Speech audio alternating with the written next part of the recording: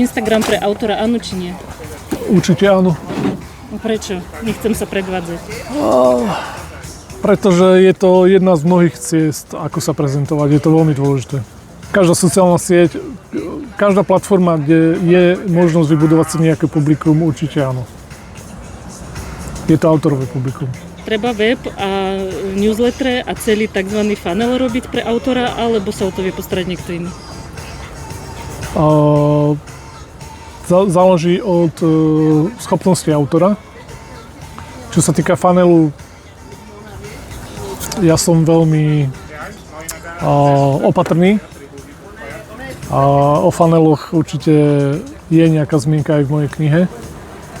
Ale mať web a byť na očiach a nejakým spôsobom robiť si osobný marketing je pre autora dneska už absolútna nevyhnutnosť. A vydať si to sám, alebo sa spoľahnúť, že niekto iný to urobí lepšie, najmä je to prvé dielo, ktoré teraz je v šuplíku? To sú dve extrémne polohy, pozície a obidve majú nejakým spôsobom plusové aj minusové body. A za mňa jednoznačný vydavateľ. Treba si zobrať agenta, ak chcem ísť napríklad už len na český trh? Nie. Koľko si financií mám nachystať, ak si chcem vydať knihu sama? Čo vydať? Aj predať? 10 000 eur. To je minimálny budget. Uh-huh. Je za mňa kvalitne napísať knihu AI nástroj, ako je Descript? Myslím si, že nie, ale vie kvalitne spracovať nejaké témy do tej knihy. Neverím na bestsellery. Je bestseller marketingový ťah? Do istej miery áno. Musí byť moja kniha na očiach v knihkupectve, aby začali kupovať aj ľudia, ktorí ma nepoznajú? Áno aj nie, záleží od toho, ako ten autor sa vie prezentovať mimo toho knihkupectva. Dobrú knihu si ľudia nájdu, aj keď nie je vystavená na očiach. Majú šancu ešte e-booky alebo audiobooky? Určite. Prečo sa niekto rozhodne tvoriť, v tomto prípade písať alebo spolupracovať na knihe v dnešnej dobe, čisto digitálne?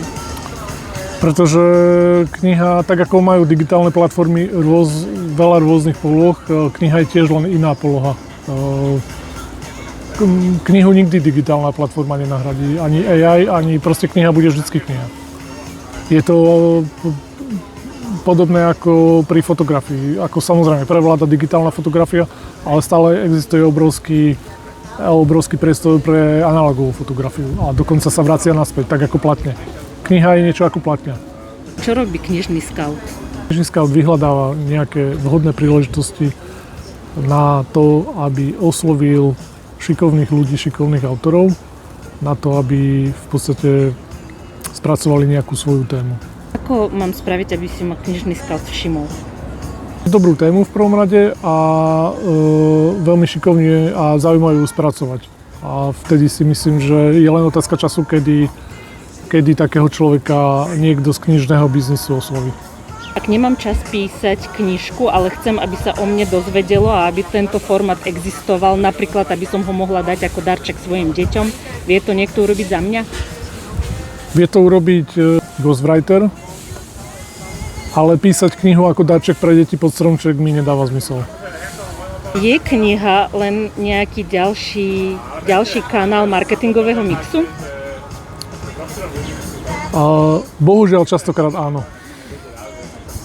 Pretože veľa kníh vyšlo len preto, aby podporili marketing nejakého človeka, alebo v podstate podporili jeho ego.